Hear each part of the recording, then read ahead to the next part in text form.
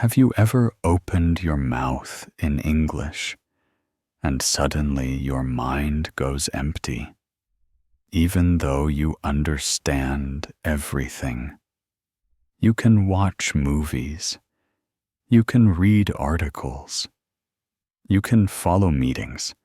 But when it is your turn to speak, your tongue feels heavy and your thoughts feel slow. And the most frustrating part is this. You know you're not stupid. You know you're not lazy. You have studied. You have tried. So why does speaking still feel like climbing a mountain in the dark? For a long time, I believed the problem was grammar. I thought I needed one more course, one more book, one more set of rules. I told myself, when my grammar is perfect, then I will speak. But perfection became a prison. Because when you try to speak perfect English, you do not speak English. You perform. You panic. You check every word like you are taking an exam. And real conversation does not wait for you. Real people do not speak like textbooks.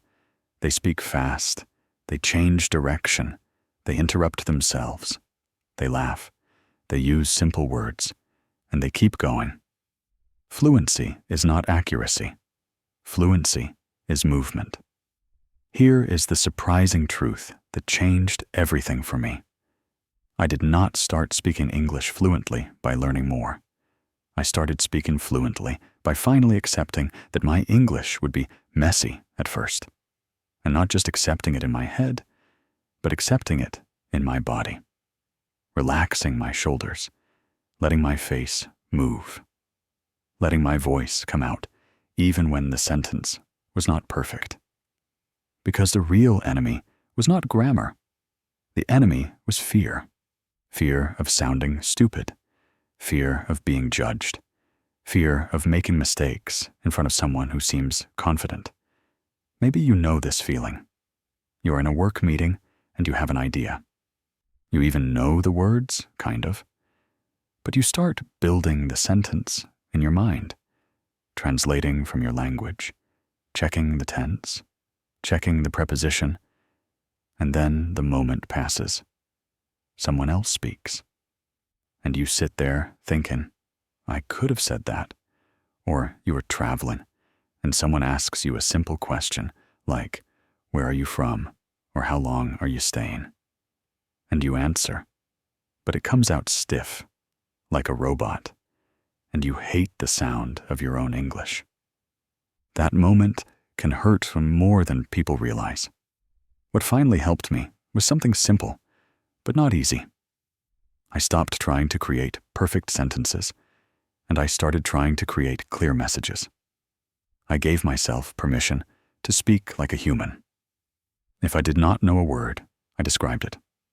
If I forgot a grammar rule, I kept going. If I made a mistake, I did not apologize 10 times. I corrected it calmly, or I did not correct it at all. Because the goal was connection, not perfection. And I also stopped translating. Not completely, not overnight, but little by little. I trained my brain to think in English in tiny, everyday moments. When I was making coffee, I would think, I need water. I am waiting for it to boil. When I was walking outside, I would think, it is colder than yesterday. I should bring a jacket. Small thoughts, simple thoughts. And yes, they were basic at first. But basic is powerful. Basic is where speed comes from. You cannot think in advanced English if you cannot think in simple English quickly. Another thing I did was talk out loud when I was alone. Not in a dramatic way, just casually. Like I was explaining my day to a friend. Today was busy. I had a meeting. I felt nervous, but it went fine. I need to send an email later. This sounds too easy, but it is training.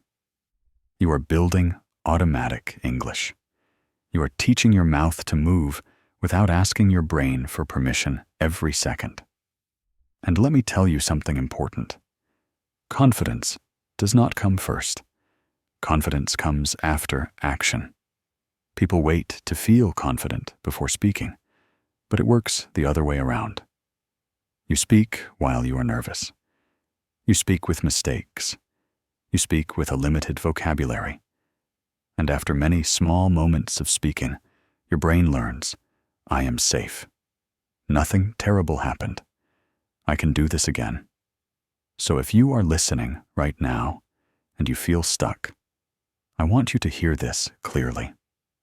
Your problem is not that you do not know enough English. Your problem is that you are trying to speak and judge yourself at the same time. And no one can do that smoothly. Choose one job. Speak first.